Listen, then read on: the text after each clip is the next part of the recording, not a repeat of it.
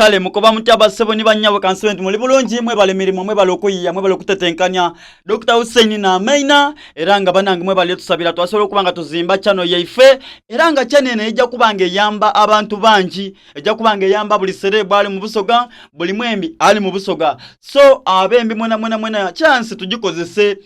chance eno tijja kunonya mwembi javira twamaze okubanga twegula wa makanda gaife so buli mwembi osobola okututukirira wano ngera bwoli kubona wanene bifana bisigala bizana buli mwembi abachairo tusobola okubanga wano wetulagira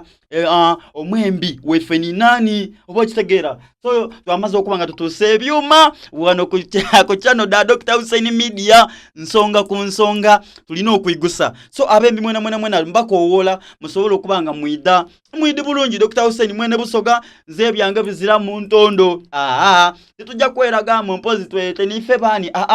tuna tuli bantu tuli muntu ogu mulala so abembi mwena mwide ku channel ya Dr. Hussein nsonga ku nsonga twiguse so ba mama bakadama mwena buli mwembi eyakubulako ojja kumwagana wano buli mwembi